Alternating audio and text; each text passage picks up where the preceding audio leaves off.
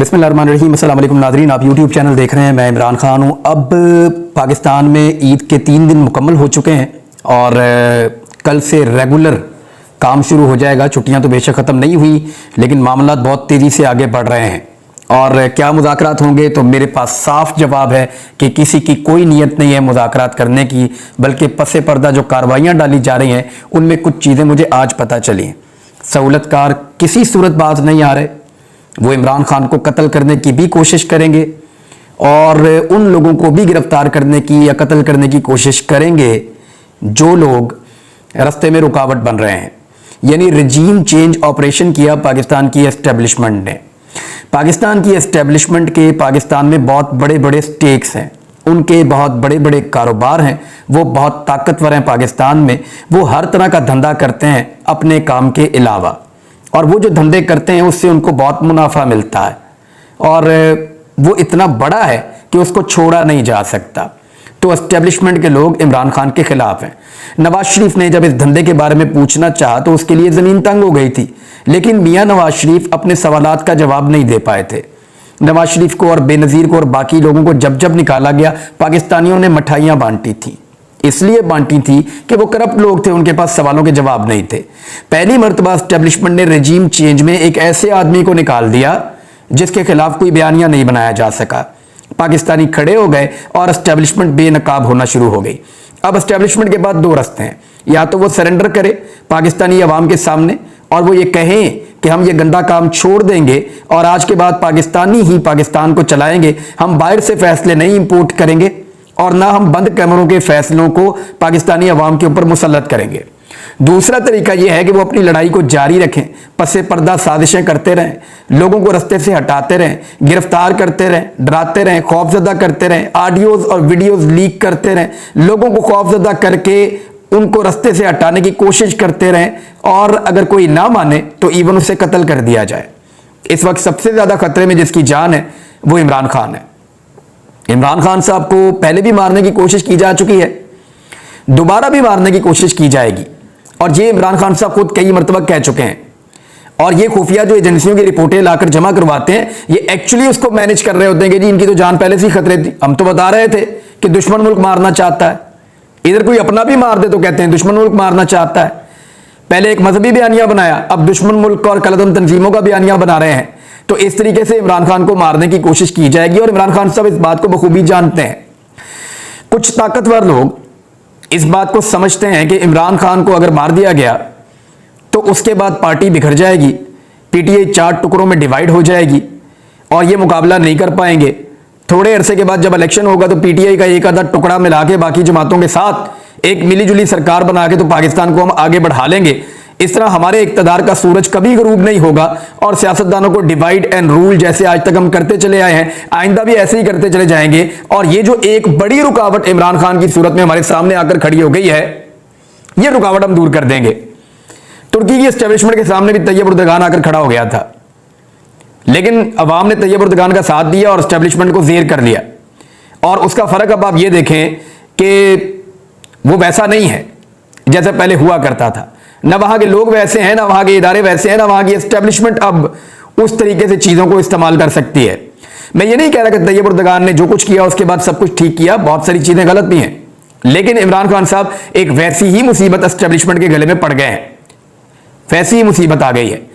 अब एस्टेब्लिशमेंट को अगर यह लगता है ना, तो मैं एक चीज पे वार्न कर दूं, आपने इस मुल्क के अंदर बार बार कत्ल किए हैं और कत्ल करवाए हैं। आपने इस मुल्क में बार बार रजीम चेंज ऑपरेशन किए हैं और रजीम चेंज ऑपरेशन करवाए हैं। आप अपने मफादात के लिए पाकिस्तान के अंदर सियासतदानों को कठपुतलियों की तरह इस्तेमाल करते रहे हैं और बंद कमरों के फैसले इस कौम पे मुसल्लत करके पाकिस्तान को आपने यहां तक पहुंचा दिया है। यानी बांग्लादेश की करप्ट सियासी अशराफिया ने बांग्लादेश को $50 अरब का मुल्क बना दिया है, ज़खायर के साथ $40 अरब से ज्यादा। और हमारी ईमानदार एस्टेब्लिशमेंट ने हमें इतना वार दिया है कि हम $16 अरब से एक साल के अंदर $4 अरब तक पहुंच गए हैं। यह मेहरबानी हमारी एस्टेब्लिशमेंट ने की है। इंडिया के करप्ट सियासतदानों ने उन्हें $600 अरब की इकोनॉमी बना दिया है, और हमारी ईमानदार एस्टेब्लिशमेंट ने हमें कहां पहुंचा दिया है? $4 अरब पे। यह मुकाबला करेंगे। दुनिया का मुकाबला करेंगे इकोनॉमी में, कैसे करेंगे? हमारी एस्टेब्लिशमेंट ने हमें चलने ही नहीं दिया, कभी इसका बाजू मरोड़, कभी उसको पकड़, कभी इसकी गिच्ची दबा। और अब तो सूरत यहां पे आ गई कि मजहबी जुनूनियों को इस्तेमाल किया जा रहा है। मुझे क्योंकि पूरा खेल बताया गया है, एक एक चीज मुझ तक पहुंचाई गई है कि बाकायदा चंद लोगों को लॉन्च किया गया है और उनके जरिए से एक प्रोपेगेंडा उठाया जा रहा है मजहबी जुनूनियत का। और मैं अपने बारे में भी आपको बता दूं कि अब भी एक प्रोपेगेंडा लॉन्च किया गया है जिसमें यह साबित करने की कोशिश की गई है। मैं एक ये वीडियो आपको दिखा रहा हूं, इसका लिंक जो है वो भी आपको मैं ये दिखा रहा हूं, आप इस वीडियो को सुन सकते हैं अगर ये प्रोपेगेंडा आप तक पहुंचा है तो। ये कहा जा रहा है कि नवाज शरीफ के दौर में मैंने वीलॉग में कुछ और कहा था और इमरान खान के दौर में कुछ और कहा था। मैं नवाज शरीफ के दौर में वीलॉग ही नहीं करता था, फिटे मुंह तुम्हारी शक्ल के ऊपर। हामिद मीर को मैंने ये पहले बताई थी ये बात और हामिद मीर ने मेरी जान को पहले भी खतरे में डाला था। ये वही गंदा खेल दोबारा खेला जा रहा है और इसको पूरा प्लान किया गया है। पहले मजहबी जुनूनी छोड़े गए, उन्होंने मेरे ऊपर सोशल मीडिया पे अटैक किया और फिर पीएमएलएन का मीडिया सेल है और उसके बाद चंद और लोग हैं, मैं सबका नाम नहीं लेना चाहता। एक चीज मैं आपको और बता दूं कि मुस्लिम लीग नून ने अपने मीडिया सेल के अंदर लगभग 300 के करीब लोगों को भर्ती किया है मुबैयना तौर पर और कई लोगों को लाखों रुपए में तनख्वाह भी मिल रही है। और उन लोगों ने हाथ खड़े करके पीएमएलएन को यह बता दिया है कि जितने बंदे आप भर्ती करेंगे उतना ही काम हम कर सकते हैं, आपको ऑर्गेनिक सपोर्ट पाकिस्तान के लोगों की जानिब से इस वक्त नहीं मिल सकती। बाकायदा हाथ खड़े करके बताया है।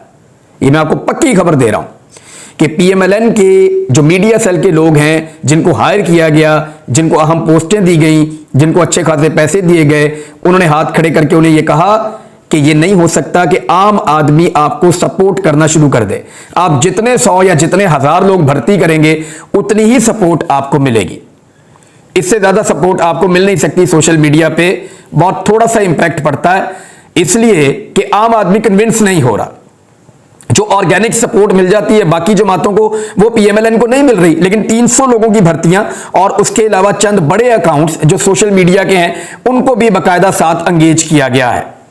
और अब नफरत फैलाई जाएगी आने वाले दिनों में, ना सिर्फ जजेस के खिलाफ बल्कि पाकिस्तान तहरीक इंसाफ की लीडरशिप के खिलाफ, और एक नया प्रोपेगेंडा किया जाएगा, खवातीन की इज्जत को भी उछाला जाएगा। पहले जो एमएनए कंवल शोजफ साहिबा हैं उनके ऊपर हमले किए गए, जाती नौयत के इंतहाई काबिल मजम्मत खातून अव्वल के ऊपर किए गए, और अब मलिका बुखारी साहिबा के ऊपर, और जो अकाउंट्स ये हमले कर रहे हैं उनको मरियम नवाज फॉलो करती हैं। यानी शर्म भी नहीं आती कि एक खातून है आपकी अपनी लीडर इस वक्त और वो आपको फॉलो भी करती है, और उसी अकाउंट से आप इतनी बेहूदगी और इतनी गंदगी कैसे फैला सकते हैं? ऐसे गंदे अल्फाज आप कैसे लिख सकते हैं? या किसी खातून की इज्जत को आप कैसे तार तार करने की कोशिश कर सकते हैं सोशल मीडिया पे? और कंटिन्यूसली ये लोग कर रहे हैं और इनको बाकायदा बाई डिजाइन इसके लिए पे किया जाता है। तो ये पीएमएलएन की भर्तियां मैंने आपको बता दिया है। मुस्लिम लीग नून और इलेक्शन कमीशन के दरमियान बहुत तेजी से राब्ते हो रहे हैं। पाकिस्तान तहरीक इंसाफ को अभी इसका आइडिया नहीं है, लेकिन जैसे जैसे इलेक्शन करीब आएंगी तो उन्हें पता चलेगा कि बहुत सारी चीजें पहले तय हो चुकी हैं। मुबैना तौर पे जो मुझे इंफॉर्मेशन दी गई है, कुछ सोर्सेज से इंफॉर्मेशन मिली है, वो ये कह रही है कि इलेक्शन कमीशन और पीएमएलएन के दरमियान एक बड़ा जबरदस्त वर्किंग रिलेशन बनाया गया है और बड़े तरीके से एक एक ऑफिसर को, एक एक हल्के को मैनेज किया जा रहा है कि कौन सा बंदा कहां लगाया जाएगा। जो इलेक्शन कमीशन का हसास डाटा है मुबैना तौर पर, मैं आपको फिर कह रहा हूं कि जिसने मुझे इंफॉर्मेशन दी है मुबैना तौर पे, उसका यह क्लेम है कि इलेक्शन कमीशन का जो हसास डाटा है उस तक पीएमएलएन की रसाई दी जा रही है पंजाब में, ताकि पीएमएलएन को यह पता हो कि कहां पे कौन बंदा होगा, कहां पे कौन बंदा होगा, उसको एंगेज करना है, उसको कैसे करना है, उस पोलिंग स्टेशन में क्या करना है, उस हल्के में क्या करना है, उनको एक्सेस दी जा रही है। वोटर लिस्टों का मामला हो या दीगर चीजें हो, इवन आरटीएस के साथ क्या करना है यह भी पीएमएलएन के पास इख्तियार मौजूद होगा। लेकिन क्या इसके साथ वो इलेक्शन जीत सकते हैं? इसके बावजूद वो इलेक्शन जीतने की पोजीशन में नहीं आ रहे। धांधली के सारे तरीकेकार इख्तियार कर लिए, नए तरीके भी ढूंढ लिए, फिर भी इलेक्शन जीतने की पोजीशन में इसलिए नहीं आ रहे कि पब्लिक की तादाद बहुत ज्यादा खिलाफ है, फर्क बहुत ज्यादा है, 30-70 का फर्क है, कहीं पे 25-75 का फर्क है, कहीं बहुत बेहतर भी है तो वहां पे भी बहुत बड़ा फर्क है। इतना बड़ा फर्क कवर नहीं हो सकता। पीएमएलएन के वोटर मौजूद होंगे लेकिन वोट ही नहीं देना चाहते, मायूस हैं। पाकिस्तान तहरीक इंसाफ का वर्कर तो वोट देना चाहता है, आम पाकिस्तानी इस वक्त तहरीक इंसाफ को वोट देना चाहता है, जिसने पहले नवाज शरीफ को भी वोट दिया हुआ है, जिसने एक दौर में पीपल्स पार्टी को भी वोट दिया हुआ है, वो आज मायूस हो गया। वो ये कह रहे हैं इन्होंने रल के पाकिस्तान की ऐसी तैसी कर दी है, पाकिस्तान की सारी इकोनॉमी का बेड़ा गर्क कर दिया, और खास तौर पे लोगों को गुस्सा पाकिस्तान की एस्टेब्लिशमेंट पे है, और एस्टेब्लिशमेंट इस बात को जानती है कि इस इलेक्शन में लोग जो वोट डालेंगे वो एंटी एस्टेब्लिशमेंट वोट होगा, पॉलिटिकल पार्टीज के खिलाफ नहीं होगा। मैंने जब भी सर्वे करवाया तो वन साइडेड सर्वे आया कि आप किसको जिम्मेदार समझते हैं, सियासतदानों को या एस्टेब्लिशमेंट को। तो वन साइडेड सर्वे आया, 80-90% लोग यही कहते हैं कि हम एस्टेब्लिशमेंट को मौजूदा सारे मसाइल के लिए जिम्मेदार समझते हैं, सियासतदानों को नहीं समझते। तो पाकिस्तान की एस्टेब्लिशमेंट बहुत बुरी तरह बेनकाब हो गई है, बहुत बुरी तरह बेनकाब हो गई। अरशद शरीफ ने कहा था ना कि बादशाह नंगा है, तो वो बहुत बुरी तरह पाकिस्तान की एस्टेब्लिशमेंट बेनकाब हो गई है। और इतनी बुरी तरह बेनकाब हुई है कि पाकिस्तानी एस्टेब्लिशमेंट के गुस्से में एंटी एस्टेब्लिशमेंट वोट डालना चाहते हैं और पाकिस्तान की एस्टेब्लिशमेंट को अपने लोगों से हारने का किसी किस्म का शौक नहीं है। ये अपने लोगों से हार बर्दाश्त नहीं कर सकते, बाकी जहां से मर्जी जो मर्जी बेइज्जती हो जाए। अपने लोगों से हारने का इनको बिल्कुल शौक नहीं है।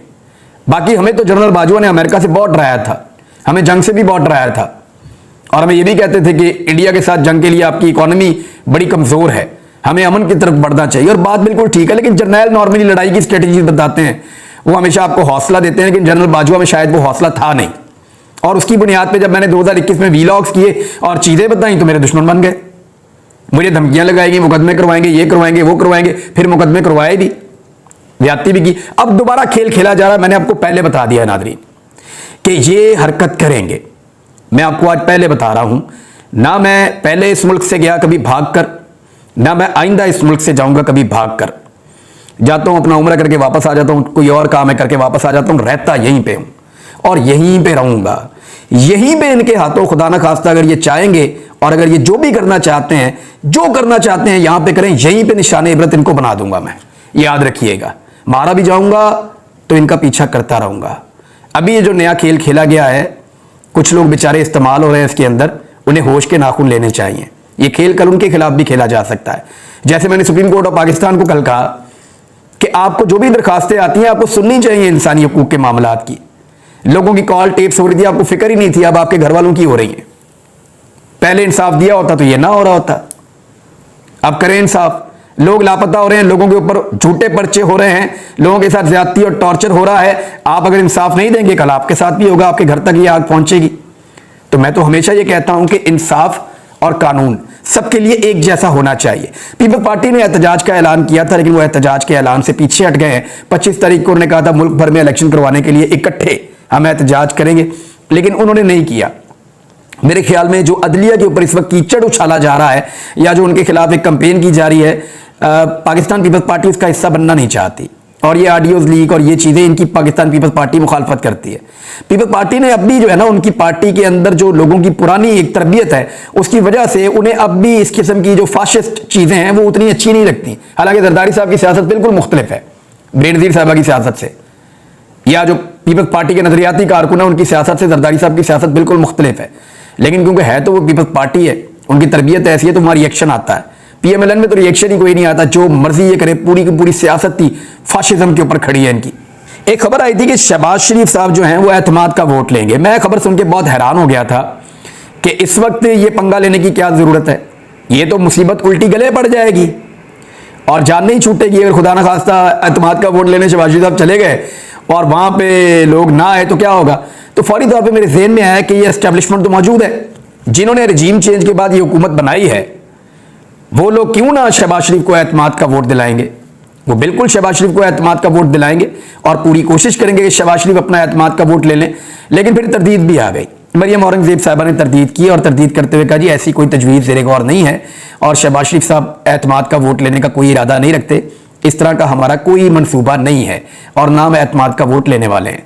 तो यहां से मुझे आइडिया हो गया कि एतमाद का वोट, लेकिन ये खेल क्या है ये अभी आने वाले दिनों में पता चलेगा।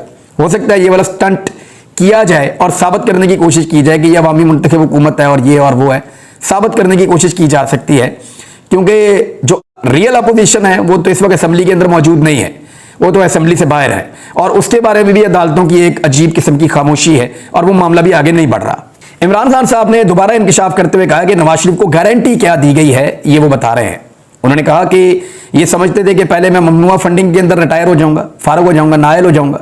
अब ये चाहते हैं कि तोशाखाना केस के अंदर मैं नाअहल हो जाऊं। तो इमरान खान साहब का कहना है कि ये गारंटी दी गई है नवाज शरीफ साहब को कि इमरान खान और पीटीआई को खत्म कर देंगे, जाली मुकदमे बनाकर जेलों में डालना लंदन प्लान का हिस्सा है। लगातार लोगों को गिरफ्तार किया जा रहा है। अभी जो रिसेंट एग्जाम्पल है, 5 दिन गुजर गए हैं, इंस्टाग्राम का पाकिस्तान तहरीक इंसाफ का एक वर्कर है, अताउर रहमान उसका नाम है, उसको अगवा किया गया है और इमरान खान साहब ने भी मजम्मत भी की है, रिहाई का मुतालबा भी किया है और उन्होंने ये कहा कि जिस तरह से कारकुनों को उठा के गायब किया जाता है वैसे ये एक नया सिलसिला है। ये पुलिस नहीं कर सकती, एफआईए नहीं कर सकती, ये एस्टेब्लिशमेंट के लोग करते हैं, एजेंसियों के लोग करते हैं। बंदा उठाया गायब कर दिया, पता ही नहीं किधर है। पुलिस वालों के पास जाओ कहते हैं हमें नहीं पता, एफआईए वालों के पास जाओ कहते हैं हमें नहीं पता। तो बंदा फिर उधर ही होता है जहां पे सबको पता है। तो वो बंदा उठाकर ले जाते हैं, वहां जाके उसको झाड़ते पूछते हैं, उसको चेक करते हैं, पता नहीं उसको क्या दिखाते हैं, उसका क्या देखते हैं। उसके बाद फिर बंदा छोड़ देते हैं। एक का भी सॉफ्टवेयर अपडेट नहीं हो रहा, वहीं पे बैठ के बंदों से बयानात दिलवा देते हैं। जब बंदे छूट के वापस आते हैं तो वो पहले से ज्यादा मजबूती से इमरान खान के साथ खड़े हो जाते हैं। एस्टेब्लिशमेंट को ये बात समझ नहीं आ रही कि ये 2023 है, ये 1990 नहीं है, नंबर एक। नंबर दो, ये पाकिस्तान टेलीविजन का दौर नहीं है सिर्फ, यहां पे इस वक्त सोशल मीडिया की एक बहुत बड़ी रियलिटी मौजूद है। और तीसरी बात यह है कि इमरान खान नौजवानों का लीडर है। यहां नौजवान बहुत बड़ी तादाद में, अब किस किस को मारेंगे, किस किस को दबाएंगे, ये हो नहीं सकता, आपसे होगा नहीं, आप कर नहीं पाएंगे। मैंने पहले भी आपसे ये कहा था, अब भी आपको ये कह रहा हूं कि ये डिफरेंट लोग हैं, इनके सामने सरेंडर करें, सारा पाकिस्तान जीत जाएगा। एस्टेब्लिशमेंट को चाहिए कि अपने लोगों से हार जाए ताकि पूरा पाकिस्तान जीत जाए। लेकिन अगर एस्टेब्लिशमेंट बज़िद है और अपने लोगों को हराना चाहती है तो याद रखिएगा, आप अपने लोगों को हरा तो देंगे पर आप सेलिब्रेट कहीं नहीं कर सकेंगे, ये मेरी बात याद रखिएगा। और अपने लोगों को हराकर आप भी पूरी तरह से हार जाएंगे। अब तक के लिए इतना ही, अपना ख्याल रखिएगा, अपने चैनल का